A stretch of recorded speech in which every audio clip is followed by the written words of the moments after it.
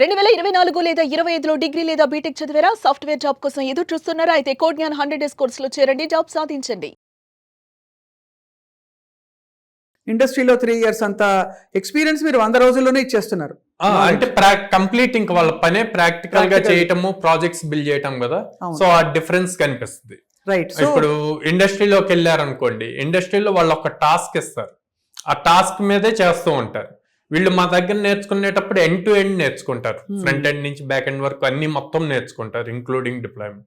So ఆ experience complete గా different ఉంటుంది. సో బేసిక్ గా అందరూ డిసైడ్ చేసుకోవాల్సింది ఏంటంటే 3 సంవత్సరాలు ఒక కొత్త ఇండస్ట్రీకి వెళ్ళి ఆన్ ద జాబ్ నేర్చుకుంటారా, 100 రోజులు మీ కోడ్ జ్ఞాన్ కోర్స్ చేసి అక్కడికే వెళ్ళి డైరెక్ట్ గా జాయిన్ అయిపోతారా అని చెప్పేసి.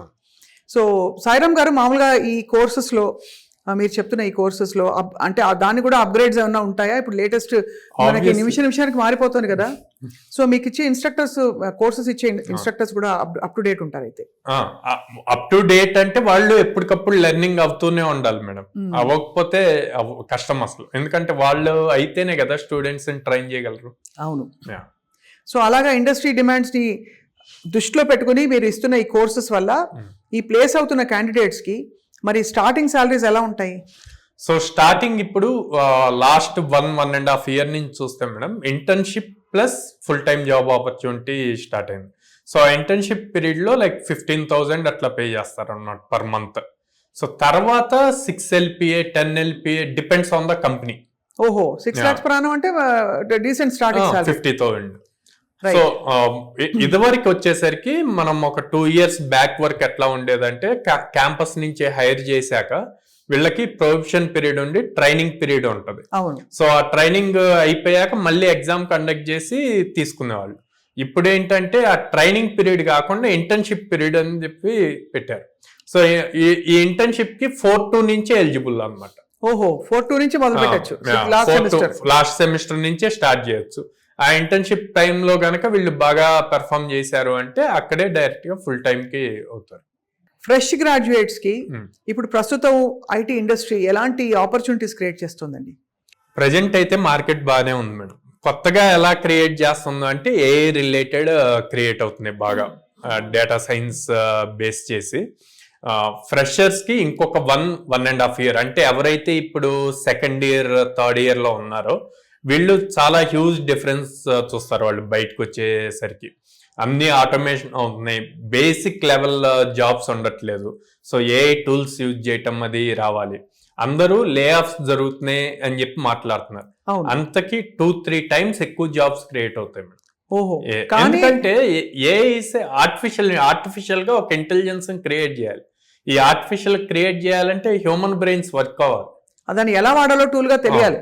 కాబట్టి ఎలా వాడాలో తెలియాలంటే అస్త్రం యొక్క సంపూర్ణ జ్ఞానం ఉండాలి. కాబట్టి ఏఐ కూడా పూర్తిగా తెలుసు ఎలా దాన్ని వాడుకోవాలని చెప్పి. సో అయితే మీరు అంటుంది ఒకవైపు కొన్ని కైండ్ ఆఫ్ జాబ్స్ తీసేస్తున్నా కూడా కొత్త కైండ్ ఆఫ్ జాబ్స్ అయితే ఎక్కువ క్రియేట్ అవుతున్నాయి in how to use. So freshers కి మంచి ఆపర్చునిటీస్ ఉన్నాయంటారు? ఫ్రెషర్స్ కి ఉన్నాయి మేడం.